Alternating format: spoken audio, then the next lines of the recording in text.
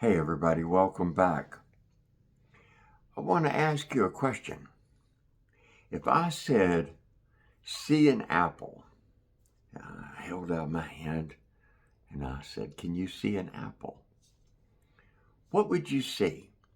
This is a question. Would you see an apple? Would you be able to bring up an image of an apple? Would you see the word apple? Would you be able to see an apple for a moment or two? Would you be able to see what color it is or what it smells like if it was cut open? What it sounds like? The reason that I ask, my son and I were having this conversation. I'm an actor.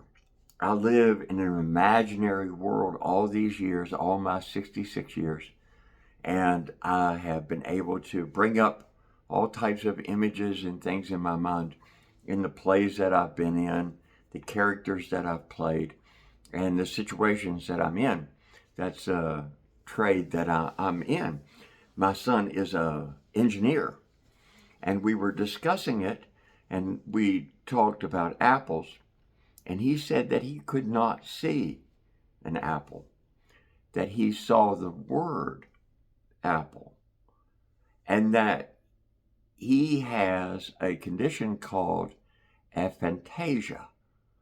And it's something that I had never really heard about, knew about, and only just now really understanding, because it seems that I have the opposite end of it, which is called hyperaphantasia. A few weeks ago, I happened to cross a young man at work, and I was discussing the type of difficulty that I had with mathematics and doing mathematical computations at times in my life. And he brought up the word dyscalculia. Dyscalculia is the way some people pronounce it. Someone said it reminded them of the word Julia, so dyscalculia is the name that I've settled on as far as the pronunciation of it. And if you have ever had an extraordinarily difficult time with numbers or math or time, those types of things, really look into this. The reason that I'm saying this is that it has taken me all these years to even learn about these disorders or these superhero gifts, depending on how you would think about it. So let me tell you about the way that it affected me and has affected me in my early life. These are things that I have had to build bridges for, that I had no idea that I actually was experiencing a neurological stop in the way that I would process information. I did not want to have anything to do with time. I did not own a clock. I would not own a watch. If I owned a watch, I wouldn't have it wound. And if you can imagine, of course, I had to deal in the world of time and had to be on time when I could.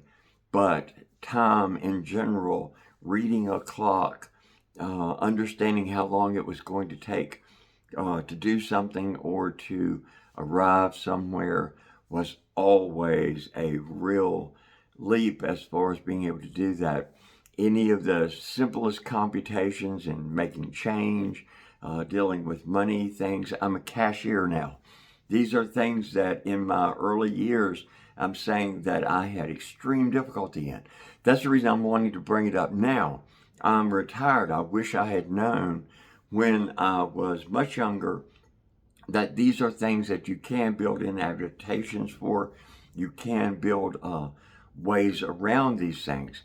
So Fantasia is, I can't remember, it's an ancient word as far as being able to see something. Aphantasia, it means, puts the A in front of Fantasia, and it means that you can't see those things. And hyperaphantasia is that you see too many things. I would have thought that everyone tries to go through their daily routine with the Marx Brothers and a circus and the Eagles playing and all these things that go on in my head on a constant loop as far as trying to even get these videos done. This has been something that's been in my head for all this period of time, trying to present it, trying to be honest about it and explain what it is. But it's so important. I find that it's so important.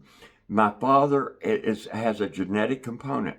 And I know that my father, who was the kindest and most gentle person in the world, would have a complete personality shift when he would try to do our family bills. And he would sit down at the table with his checkbook, and where he had not entered things or entered things incorrectly or just scribbled in what it was, it would become difficult to process how much we had, how much we needed. And my dad, now I understand that he was having a panic attack. We didn't know what it was. We just ran, and it was sort of a family joke to not be around when Dad did bills. And as soon as he was done, it would be over. He would be laughing and saying, let's go get hot dogs, and he would be ready to go. And anyone who ever knew my dad knew what a kind and gentle person he was. Such a generous person, he'd give you the shirt off his back. But again, I think it's because it had no bearing on numbers and the way that they related to each other. I've always had difficulty in mathematics and those types of things. I was diagnosed with attention deficit disorder when I was 40 years old.